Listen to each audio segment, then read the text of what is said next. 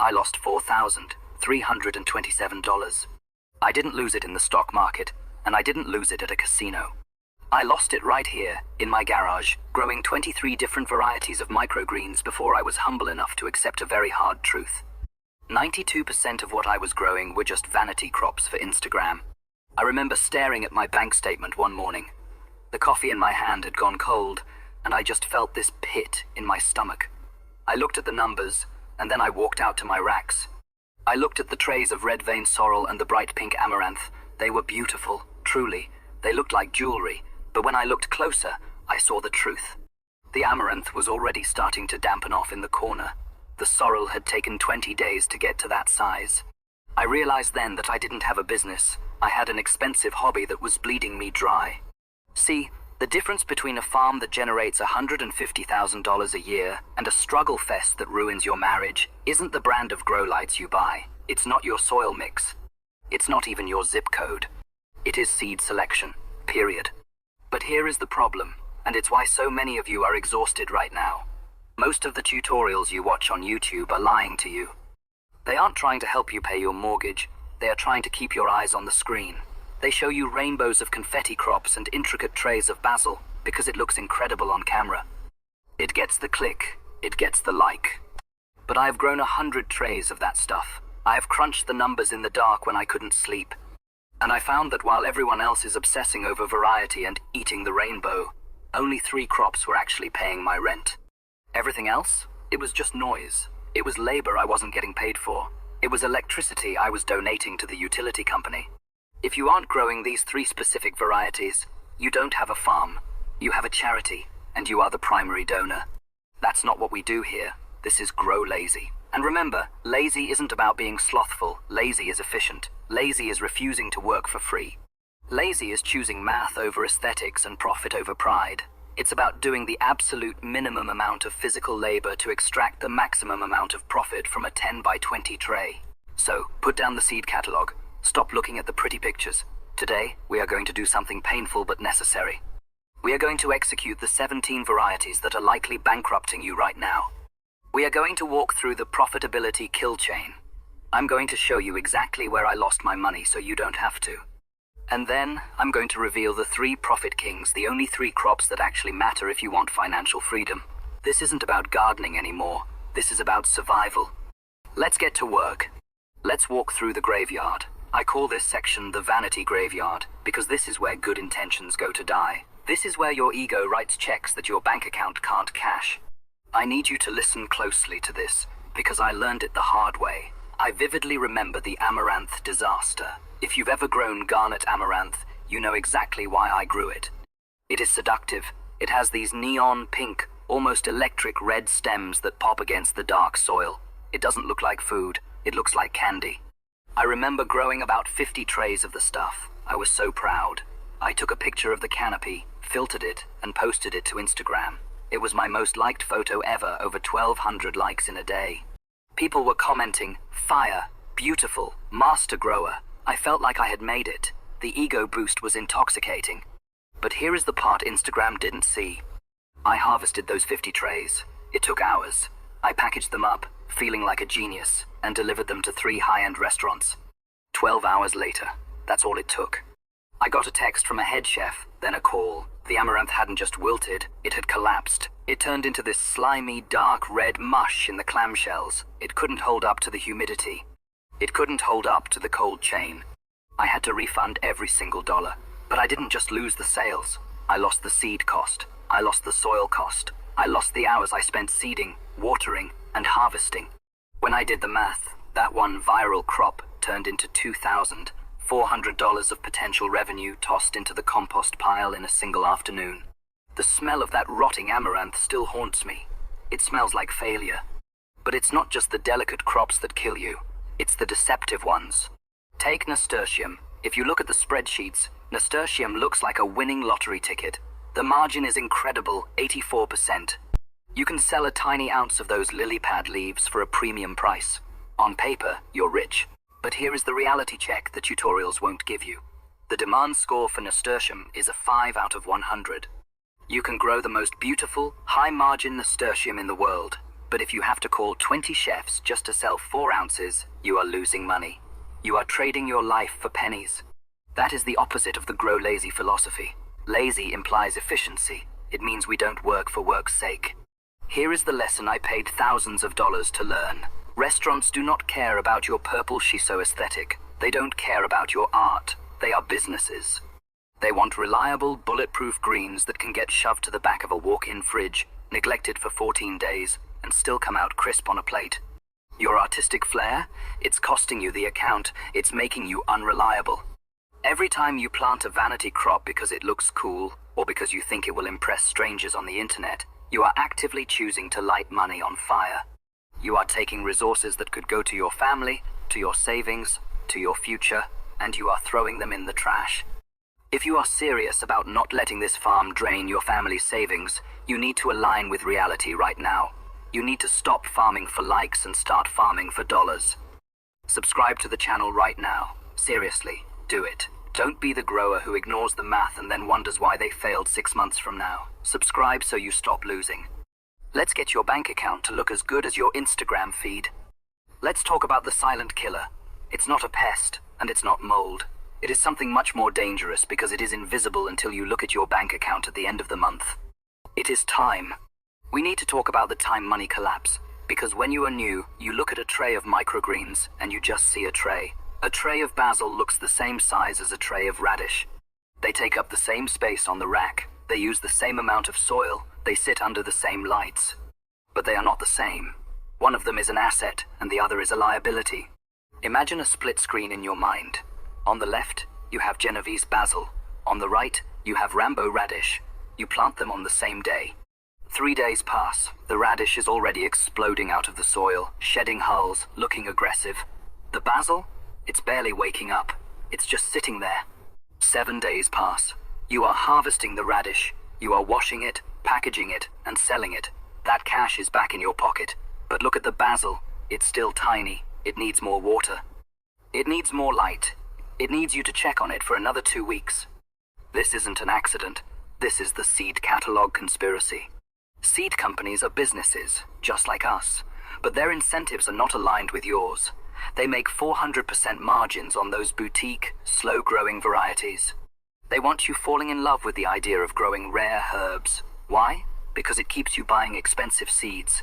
If they sold you only the high-volume, cheap seeds, their profits would tank. They need you to be a collector, not a farmer. They want you to follow the trend. I want you to follow the money.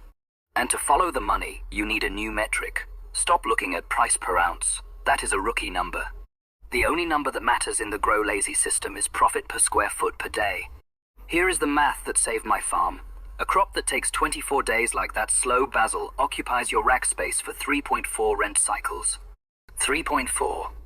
That means in the time it takes you to grow 1 tray of basil, you could have grown and sold 3.5 trays of radish. Is that basil still profitable when you factor in that it blocked you from making money 3 other times? No, it's not. Basil creates a backlog. It creates waiting. Radish creates cash flow. I want you to change how you look at your grow racks. Stop thinking of them as shelves. Think of your rack space like a hotel room. You are the landlord. The basil is the guest who checks in and stays for a month. They are high maintenance. They call room service constantly. They trash the room, and they use all the hot water. But at the end of the month, they pay you the exact same nightly rate as everyone else. The radish is the dream guest. They check in, they sleep for 1 night, they tip heavily, and they leave before you even have to make the bed. If you fill your hotel with basil guests, you go out of business. You have no turnover, you have no fresh cash coming in. Lazy farming is about high turnover. We want the guests who pay and leave. We don't want roommates, we want revenue. So, look at your racks. If you see crops that have been sitting there for 3 weeks, just staring at you, eating your electricity, and taking up your real estate, ask yourself, is this a tenant worth keeping, or is it time to serve an eviction notice? Welcome to the break-even black hole. This is segment 3, and honestly, this is where the smart growers get separated from the hobbyists. We've talked about the crops that rot, and we've talked about the crops that squat in your racks for a month like a bad tenant. Now, we need to talk about the crops that are actively deceiving you. These are the varieties items 9 through 15 on our kill list that look profitable on a spreadsheet. They trick you. You sell them, you see cash hit your account, and you think you're winning. But you aren't, because you're ignoring the invisible costs. I want you to mentally walk into your grow room right now. Close your eyes. Listen. Do you hear that? That low, constant hum of your dehumidifier, the buzz of your light drivers, the whir of the intake fans? That sound isn't farming. That is the sound of money leaving your bank account, second by second.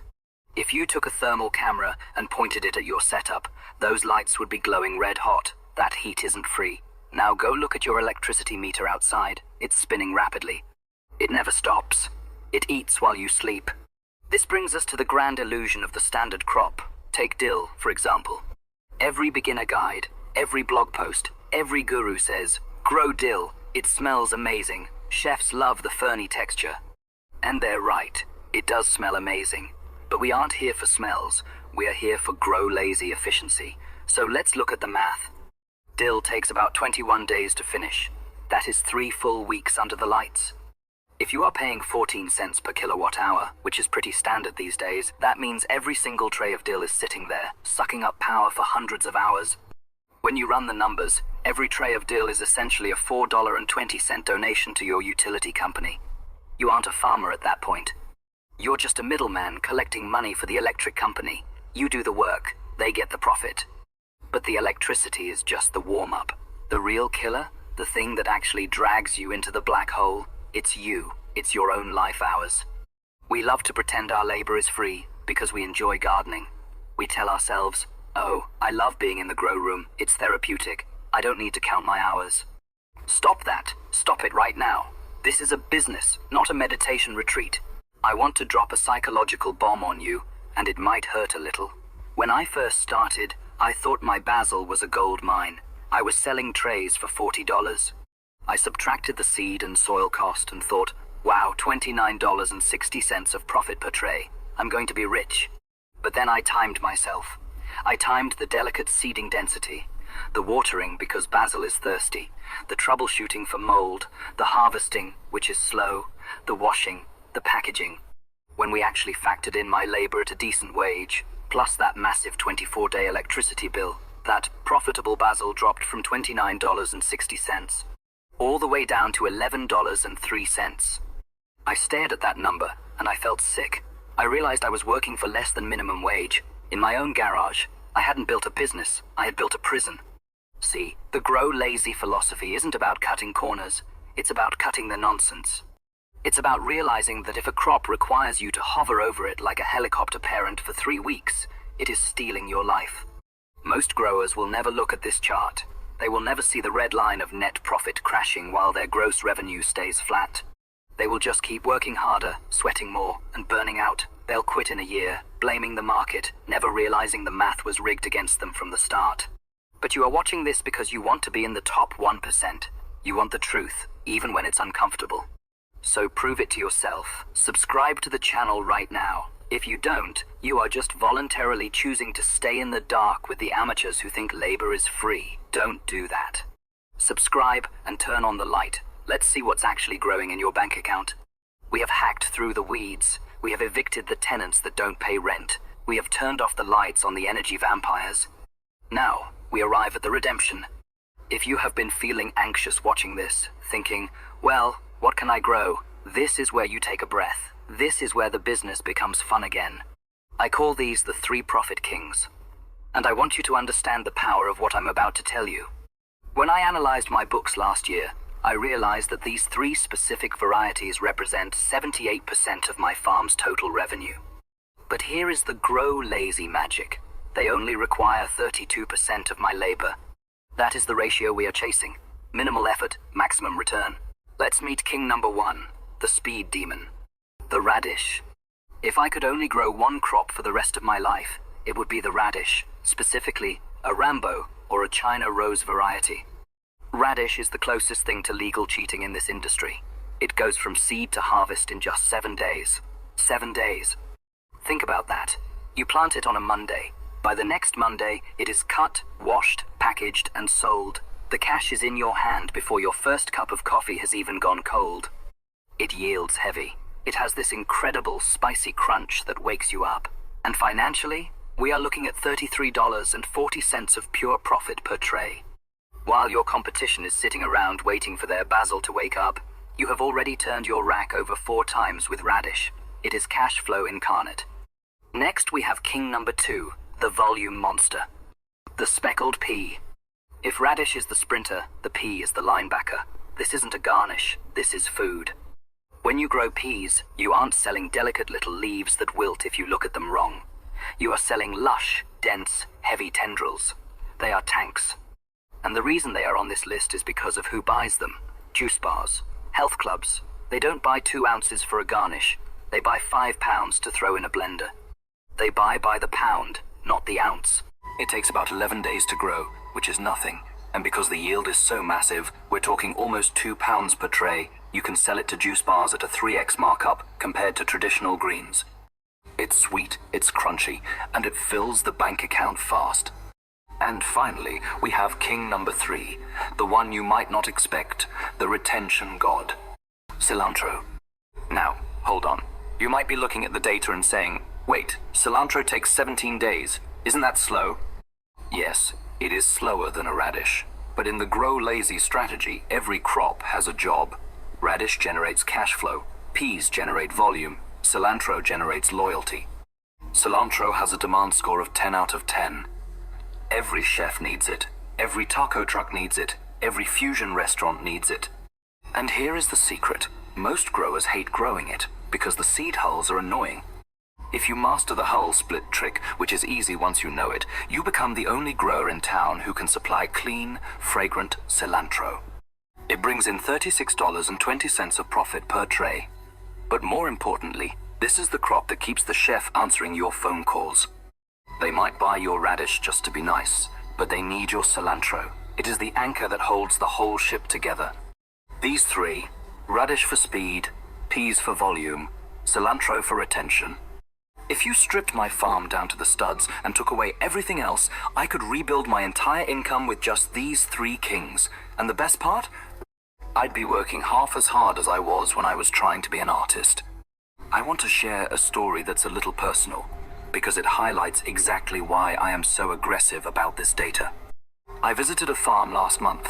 I won't say where, and I won't say who, but when I walked into their grow room, I didn't smell basil or soil. I smelled panic. They were growing 30 different varieties. 30. They had racks of red vein sorrel, lemon balm, shiso, weird mustard, hybrids, you name it. The room looked incredible. It looked like a botanical garden.